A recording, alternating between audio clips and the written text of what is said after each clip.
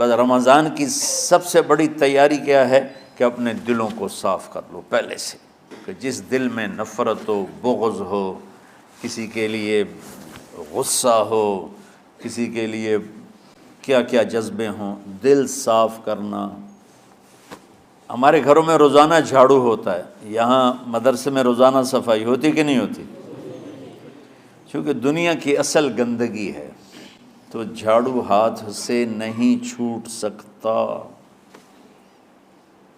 حرم شریف میں دیکھا کیسے چاروں طرف خدام پھر رہے ہوتے ہیں برش لے کر، تو دل پہ غبار ایسے آتا ہے جیسے صحن میں غبار آتا ہے، دل پہ گندگی ایسے آتی ہے جیسے صحن میں آتی ہے۔ تو ہم نے نظام بنایا ہوا ہے، لوگ مقرر ہیں وہ روزانہ جھاڑو دیتے ہیں۔ تمہارا دل ایک آنگن ہے، ایک صحن ہے، اس میں بغض، نفرت، حسد، پتہ نہیں کیا کیا گندگیاں آئیں گی اور آتی رہیں گی۔ بچوں ایک کام کرو، جھاڑو پکڑ لو، صاف کرو۔ یا اللہ معاملہ تجھ سے کرنا ہے، لوگوں سے نہیں۔ کسی نے برا کہا، کسی نے غیبت کی، کسی نے گالی دی، کسی نے دھکا دیا، کسی نے حق مارا، کسی نے کچھ کیا، یا اللہ تیرے سپرد میں نے اپنے دل کو سب سے صاف کیا، میں نے اپنے دل کو سب سے صاف کیا۔ یہ اتنی بڑی عبادت ہے کہ بڑے بڑے نفلوں والے، تہجد والے، حج عمرے روزے والے تمہیں نہیں پکڑ سکیں گے، کیونکہ اس کا کرنے والا دنیا میں کوئی نہیں۔ نفل پڑھنے والے تو بے شمار ہیں، عمرے کرنے والے بے شمار ہیں، علماء بے شمار ہیں، حاجی بے شمار ہیں، سخاوت کرنے والے بے شمار ہیں، لیکن اس ٹکڑے کو صاف کرنے والا لاکھوں میں ایک بھی نہیں ہے۔ مشکل کام ہے، آپ یہ سیکھ لیں، صاف کرو، صاف کرو، صاف کرو۔ یہ رمضان کی سب سے بڑی تیاری اور علم کو حاصل کرنے کی سب سے بڑی چابی ہے کہ اپنے دل کو کھلا کر لو۔ کوئی چیز خالی ہوگی تو کچھ آئے گا۔ جس دل میں بغض بھرا ہو، نفرت بھری ہو، حسد بھرا ہو، کینہ بھرا ہو، اس میں خاک آئے گا، اس میں تو علم کی ایک کرن بھی نہیں آئے گی۔ اس زبان سے چاہے جتنے مرضی موتی بکھیرے، دل اس کا اندھا ہوگا۔ لا تعمى الابصار ولكن تعمى القلوب التي في الصدور۔ یہ آنکھوں سے اندھے نہیں، دل سے اندھے ہیں۔ تو بچوں اپنے دل کو صاف کرنا سیکھو۔ وہ کتنی مشہور حدیث ہے، آپ نے کہا اس دروازے سے ایک جنتی آ رہا ہے۔ تو ایک انصاری صحابی داخل ہوئے، جوتا ہاتھ میں، داڑھی میں وضو کا پانی۔ اگلے دن اس دروازے سے ایک جنتی آ رہا ہے، تو ایک صحابی آئے، ہاتھ میں جوتا، داڑھی میں وضو کا پانی۔ وہی صحابی اگلے دن اس دروازے سے ایک جنتی آ رہا ہے، تو وہی صحابی 3 دن جنت کی بشارت لی انہوں نے۔ اس صحابہ کی جماعت میں ایک شخص ہیں جن کا نام ہے عبداللہ بن عمرو بن عاص۔ ان سے بڑا عبادت گزار صحابہ میں کوئی نہیں تھا، نہ سابقین میں نہ متاخرین میں، نہ پہلوں میں نہ بعد والوں میں۔ ان کی عبادت کیا تھی؟ ساری رات جاگنا، سارے دن کا روزہ، اور ایک ختم قرآن صبح سے شام تک۔ اتنی اللہ نے طاقت دی تھی۔ پھر وہ غلوب والی بات آ گئی، ایکسٹریم ہونے والی بات آ گئی۔ ان کی شادی والی رات حجلہ عروسی میں داخل ہو رہے ہیں، دلہن کے کمرے میں داخل ہو رہے ہیں، اور مصلی بچھا کے اللہ اکبر، اور دے نفل تے نفل، دے نفل تے نفل۔ تو ان کی بیگم نے دیکھا تو وہ بھی خیر کا زمانہ تھا، انہوں نے بھی وضو کیا اور پیچھے مصلی بچھا کے وہ بھی فجر تک نفل پڑھتے رہے۔ صبح ہوئی تو حضرت عمرو بن عاص رضی اللہ عنہ نے پوچھا، بیٹی رات کیسی گزری؟ کہا جی ماشاءاللہ آپ کے بیٹے تو بڑے عبادت گزار ہیں، ساری رات نفلوں میں ہی گزری۔ تو وہ ان کو شکایت کر دی۔ حضرت عمرو بن عاص کو اتنا غصہ چڑھا، بیٹے کو تو کچھ نہیں کہا، کتنی حکمت کی بات ہے، سیدھے گئے اللہ کے نبی کے پاس، یا رسول اللہ یہ عبداللہ دیکھیں کیسا نادان ہے، اس کی شادی کی ساری رات نفل پڑھتا رہا۔ تو آپ کہتے ہیں ماشاءاللہ ماشاءاللہ کتنی بڑی بات ہے۔ نفلوں میں گزر گئی، رات بھی نفلوں میں گزر گئی۔ تو آپ نے حضرت عبداللہ بن عمر کو بلا کے ڈانٹا کہ تو نے مہینے میں 3 دن روزے رکھنے ہیں، بس اس سے زیادہ نہیں رکھنے، اور ہفتے میں 1 قرآن ختم کرنا ہے۔ کہا یا رسول اللہ میرے اندر طاقت زیادہ ہے۔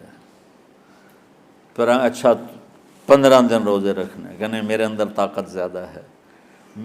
آپ اس کو تھوڑا تھوڑا کر کے گھٹاتے رہے، اور وہ ہر دفعہ نہیں یا رسول اللہ میرے اندر طاقت زیادہ ہے۔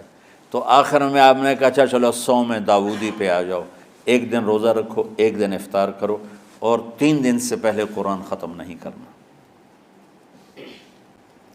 تو آپ نے اس کو پیچھے کیا۔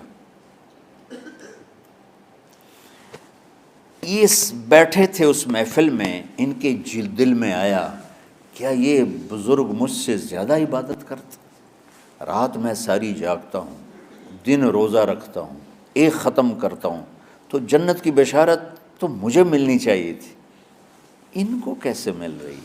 یہ کسی کتاب میں نہیں لکھا کہ یہ ان کا جذبہ تھا، لیکن جو کہ میں ان کی سیرت کو جانتا ہوں تو مجھے خیال آتا ہے کہ ان کی نفسیات میں یہ بات آئی ہوگی، چونکہ صرف انہی کو خیال آیا کہ میں جا کے دیکھتا ہوں کہ یہ بزرگ کیا کرتے ہیں۔ تو ان کے پاس پہنچ گئے، چاچا، ذرا وہ ادھیڑ عمر تھے، چاچا وہ میرے ابا تھوڑے ناراض ہیں، تو کچھ دن آپ کے پاس گزار لوں؟ کا بیٹا بسم اللہ آ جاؤ۔ اب رات ہوتے ہی عشاء کی نماز پڑھ کے انہوں نے جلدی سے چادر اوپر لی اور یوں سراغ کر کے ان چاچے کو دیکھنے لگے ایسے کر کہ اب یہ کیا ساری رات سجدہ کرے گا، اور ساری رات روتے روتے روتے روتے مصلی گیلا ہو جائے گا، یا ساری رات رکوع کرے گا، ساری رات قیام کرے گا، ساری رات قرآن پڑھے گا، اس تصور سے یوں دیکھ رہے۔ اور وہ بزرگ صحابی تشریف لائے، سرانے پہ سر رکھا، اللہم بسمک اموت و احیا، ہو گئے۔ اب یہ دیکھ رہے ہیں ابھی اٹھیں گے، ابھی اٹھیں گے، ابھی اٹھیں گے، اٹھے نا، فجر کی اذان پہ اٹھے۔ اب یہ تو حیران پریشان ہو گئے کہ یہ کیا ہو؟ اس زمانے میں تو منافق تہجد نہیں چھوڑتے تھے ڈر کے مارے کہ پتہ نہ چل جائے ہمارے کفر کا، تو یہ چاچا جنت بھی لے گیا تو ستا بھی پیا کہ چلو کل دیکھوں گا۔ اگلی رات پھر چادر سر پہ کر کے اور یوں سوراخ کر کے لیٹے ہوئے اور دیکھ رہے۔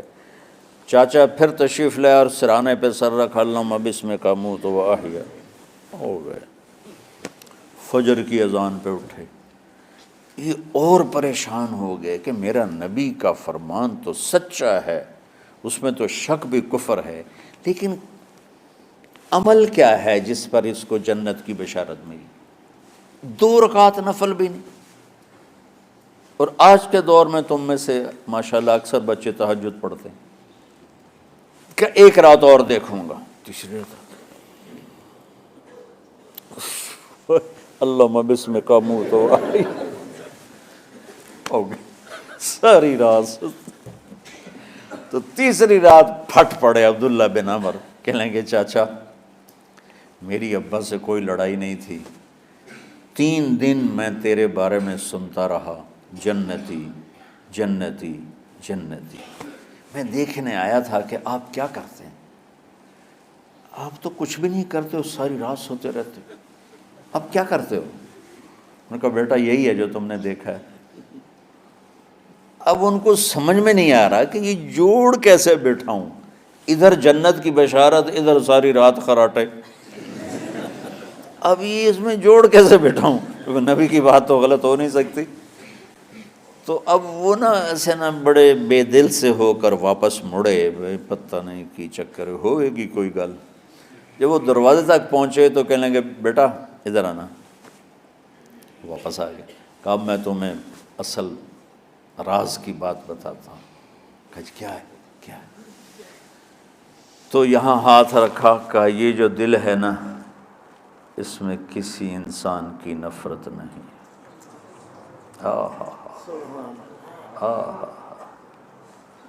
اور جب اللہ کسی کو رزق دیتا ہے، عزت دیتا ہے، مجھے کبھی حسد نہیں ہوا، مجھے خوشی ہوتی۔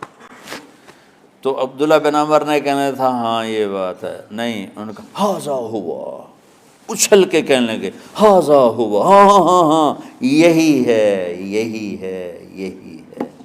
پھر کہنے کہ چاچا پر یہ میرے بس کا نہیں ہے، کون کرے گا یہ؟ اتنے بڑے آدمی ہو کر کہہ رہے ہیں کہ یہ میرے بس کا نہیں۔ تو بچوں، دنیا میں جنتی بننا ہے اور علم اللہ سے لینا ہے تو اسے صاف کر دو، سب کی نفرت سے۔ سب، اس نے مجھے یہ کیوں کہا، اس نے مجھے یوں کیوں دیکھا، اس نے میرے بارے میں یوں کیوں کہا، اس نے میرے بارے میں یہ کیوں لکھا۔ جس کی تعریف ہوتی میری کتنی برائی ہوتی، صرف تعریف تو نہیں ہوتی، بھرا پڑا سوشل میڈیا مجھے گالیاں دیں۔ اللہ کے فضل سے میرے دل میں ایک ذرے کے برابر کبھی کوئی منفی جذبہ نہیں آیا، آئے تو میں دھو کے صاف کر دیتا ہوں، یا اللہ میں نے اپنے دل کو صاف کیا، میرا معاملہ تیرے ساتھ ہے، کسی کے ساتھ نہیں۔ یہی آپ رمضان کی سب سے بڑی تیاری، علم کے حاصل کرنے کا سب سے بڑا ہتھیار آپ کو یہ نہیں ہے کہ تمہیں کتابیں یاد ہو جائیں، تمہیں اشعار یاد ہو جائیں۔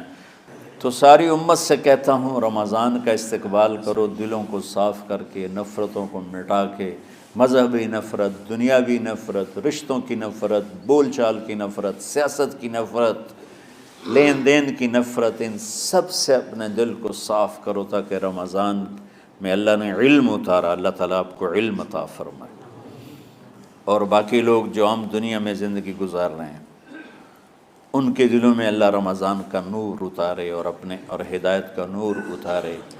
یہ سب سے بڑی تیاری ہے اس کی۔